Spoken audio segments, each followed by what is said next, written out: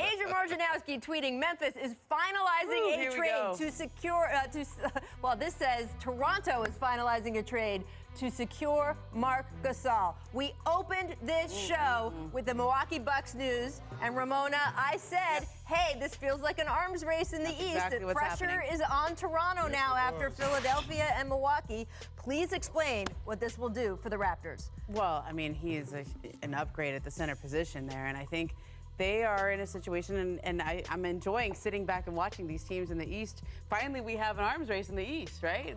Philly makes their move early, then we see Milwaukee, then we see Toronto here, and Boston, where you at, Boston? Welcome to the NBA first round.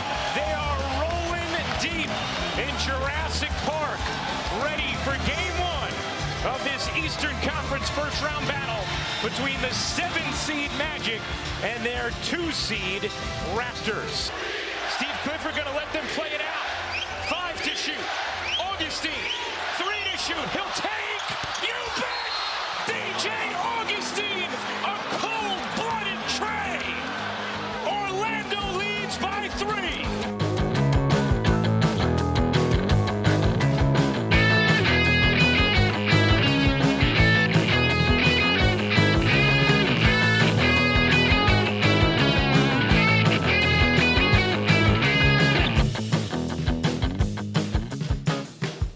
Sportsfeld! It is Sportsfeld Storytime. We are looking back to 2019, the Toronto Raptors' successful NBA playoff run. Unbelievable that they would end up with an NBA championship. And I realized, listening back to this, Drake, we did not talk about the press conference to start things out. We didn't talk about the laugh. We didn't talk about Fun Guy. We missed a huge part of the beginning of the Kawhi experience, which was the memification of Kawhi Leonard.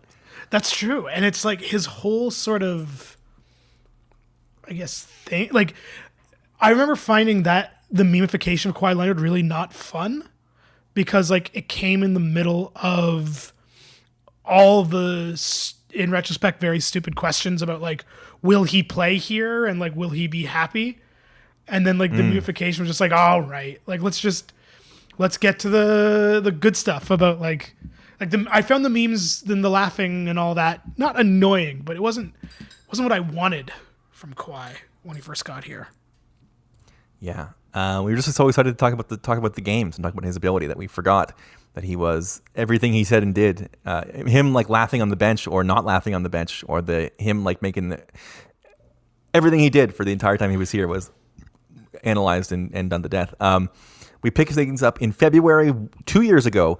This week, the Raptors made their second big move of the year. A couple of small moves before that. They made 2 moves to clear space. They got cash from the Sixers for Malachi Richardson, and they traded Greg Monroe, the Moose, in a second to the Brooklyn Nets for cash. And then on February 7th, near the end of the trade deadline, CJ Miles, Jonas Valanciunas, DeLon Wright, and a second-round pick in 2024 to the Memphis Grizzlies for Marc Gasol. Jake, what were you doing when the Raptors traded for Marc Gasol?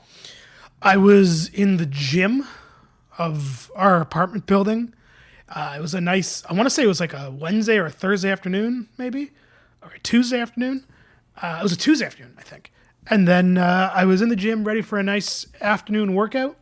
I got about 2 minutes in, checked my phone, saw on Twitter that the Raptors had traded for Marc Gasol, and I immediately left the gym because I was too excited to do anything.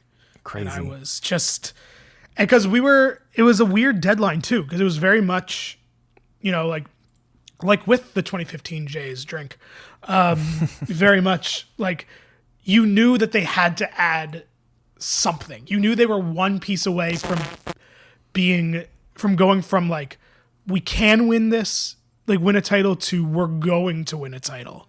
And like, you knew it was there. And that guy, I want to say, was Mirotic. I think you're right.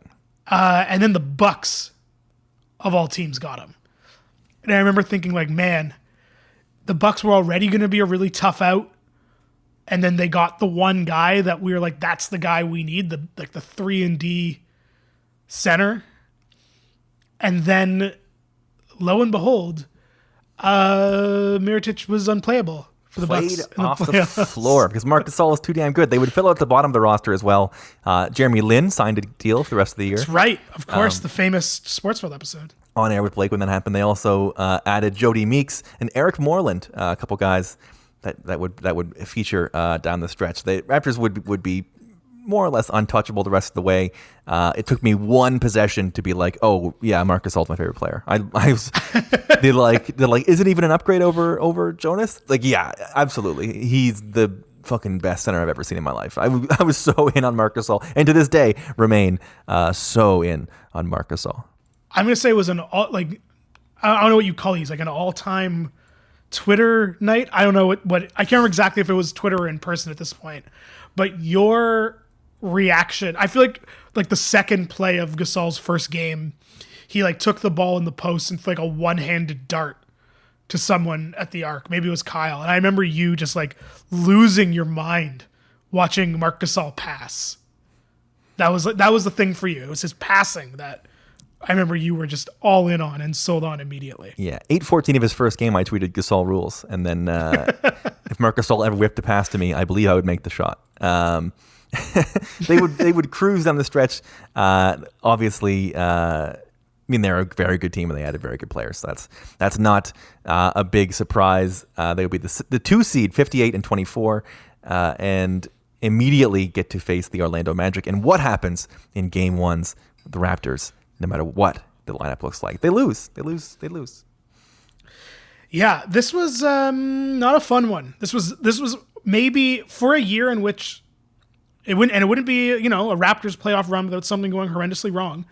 But this would be sort of like, this was a real like nadir Raptors Twitter evening with this loss. The fact that they lost a Game 1 to a vastly inferior opponent.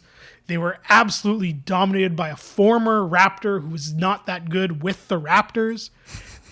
And Kyle Lowry had 0 points. It was brutal. It's brutal.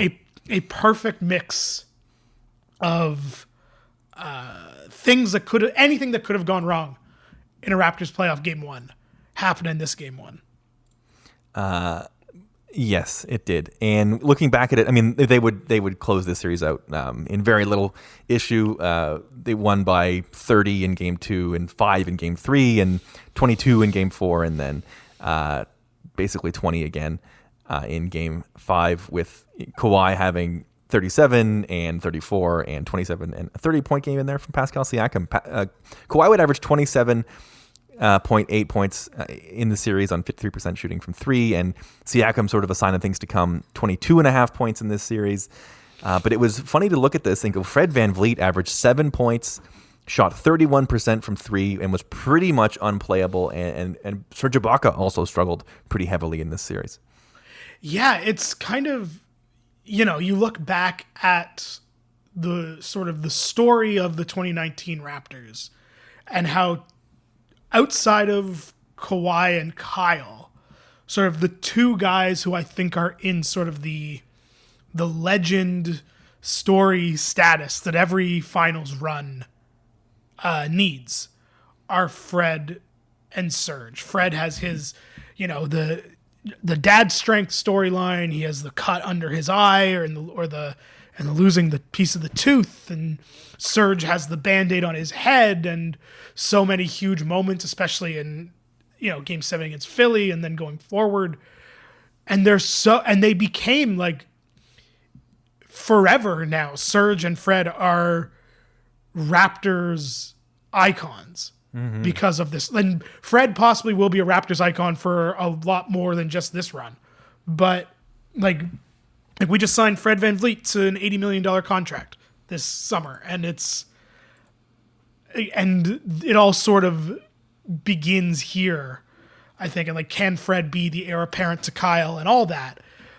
But you go back to the Magic series and the first 4 games of the Philly series, and for Fred, even like the first few games of the Bucks series, and he was sort of like persona non grata in Toronto for a while, which is now just kind of wild to think about. Yeah, there's an alternate universe where they lose to Philly and Fred is like leaves because he's just not, they can't have him. It's incredible to think about. They move forward to the Phillies series, as you mentioned, and Game 1 is, we talked about playoff Kawhi, and he was pretty darn good against Orlando, but they were way better than Orlando. Philly was a tough test. Embiid, they added Jimmy Butler, who I think was the scariest guy in this whole series. But Kawhi, game 1, 45 points and 11 boards. Raptors win 108-95. It was the, oh, right, this is the Kawhi Leonard that we are getting. Oh, my God.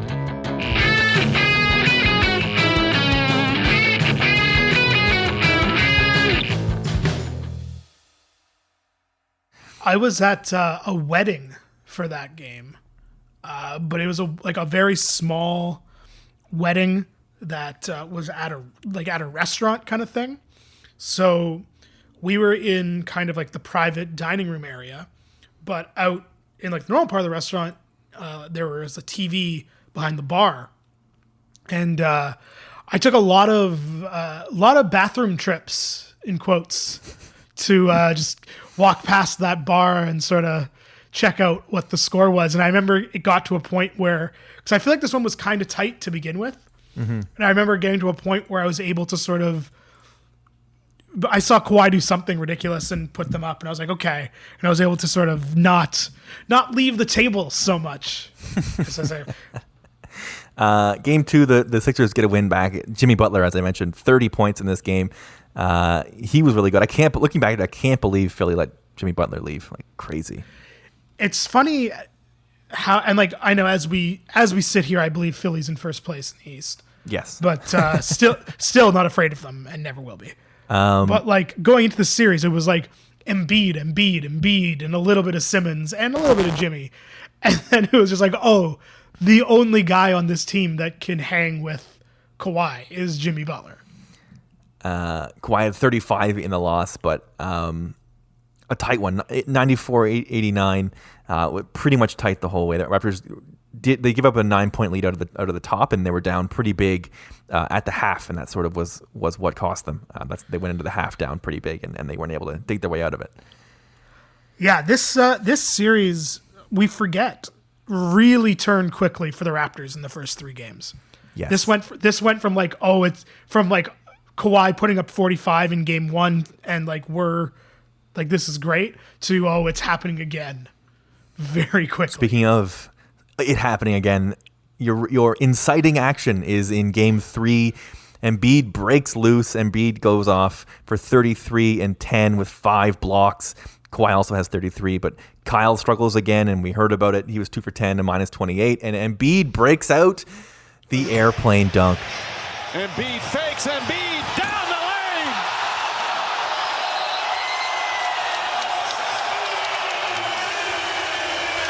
This building is shaking right now. And if you're Nick Nurse right now, you want it to go to 40. The airplane dunk that changed the world. This was a punking. I remember talking about this, about how sometimes in a series one team gets punked and it's how they bounce back from that is sort of what is unexpected. 116-95. This was, as you mentioned, this was the worst nightmares coming true in front of us, because Kawhi was really good in this game. He had 33. He shot 59%, and it wasn't anywhere near close enough. I tweeted, as the buzzer of this game went, I tweeted, this team will never win anything. Because that's how it felt, which is crazy now. Like, that's how it felt after that game. It was just like we were done. Kawhi could do whatever he wanted, but without a supporting cast, it was never going to happen. And it really felt like they were done after this one. This was the bottom of the barrel for the guys we mentioned earlier. Van Vliet, 0 for 7, 0 for 5 from deep, only had 1 point. Ibaka, 2 for 6, only had 4 points. Jody Meeks played in this game. Eric Moreland played in this game. Raptors emptied the bench and took the loss. But they bounced back. A big fourth quarter. They win 101-96 in game 4 to even it up. Kawhi, it's almost like, at this point, it's ridiculous. Kawhi, 39 in this game, 14 rebounds, 5 assists. Like, oh my God, it's hard to even properly say. Like, man, oh man, Kawhi Leonard was ridiculous in this run. There's up by one timeout left. Simmons pressing up on Leonard. Embiid switches, fires a long one. Nothing but net. Kawhi not. Come on, Embiid came out, and the man following, they had him had to buy on this play. Now watch as he comes over. Here they come. Now they're going to trap him right there. No, I'm elevating. Big time shot by Kawhi Leonard. And this is why he was acquired in that blockbuster deal. Trying something new. And the fans on Bay Street and Front Street in Toronto ecstatic right now watching the game. I know that this whole series, obviously, we're talking about the shot in Game 7. And obviously the shot is the fucking shot. And nothing's going to top it. The three-pointer that Kawhi hits with about 50-ish seconds or like a minute 2 left in this game with a hand in his face when the Raptors absolutely had to win this game. It's not better than the shot. It's not bigger than the shot. But I will never forget it hitting. It was just a ridiculous classic Kawhi laser beam into the net 3 when they needed it most. And it was just like, God, that was such a big fucking shot. This is peak cowards and frauds. Embiid finishes with 13, and Ben Simmons finishes with 7 points on 3 of 5 shooting. And one of them was a coward and one of them was a fraud. Simmons, I believe, was a coward for being too afraid to shoot, I believe was what our... Yes. Right, because he wouldn't take threes. Yes. He wouldn't take anything, really. And then Game 5... which you talked about before the shot. In Game 5, Kawhi dunks on Embiid twice. That's right. And to me, I was like, that's the best we're ever going to see. Like, it's never going to get better than that because I didn't know, obviously, the shot was coming. But Drake is doing the airplane spin back. Yeah. ACC's going nuts. This is peak. This is the peak cowards and frauds game. All those numbers I just said are from Game 5. Game 5 was... I was convinced we weren't ever going to see a game like this in this series. Like, the Raptors are just going to crush them. It was 125-89, Raptors by 36 in Game 5. That is as fun as you are going to have in the ACC or the Scotiabank Arena. Yeah, there's a similar thing I think happened in the finals with the Warriors, where there was one game where we just crushed them and you were like, oh, okay, they could actually do this. I think it was Game 4 with the Warriors. But I remember this one being like the mood swing in like 4 days in this series was nuts. It becomes a bit of a running theme as to like Kawhi scoring less almost ends up being better. Kawhi only has 21 in this game. I mean, they're up big, so you didn't have to play that much. But Kawhi only has 21. Pascal has 25, and Lowry has 19. When Lowry was scoring in this playoff run, they were pretty much unbeatable. Yeah, and eventually, literally. The 76ers get it back. Of course it has to be dramatic. Of course it goes to a Game 7. Raptors trail big early. They really didn't get out to a very good start, and they weren't able to, because they scored 35 points in the fourth quarter. They outscored them 34-25 in the fourth, but still lose the game by 11. They were down far too much going into the fourth quarter. Kawhi again, 29 and 12.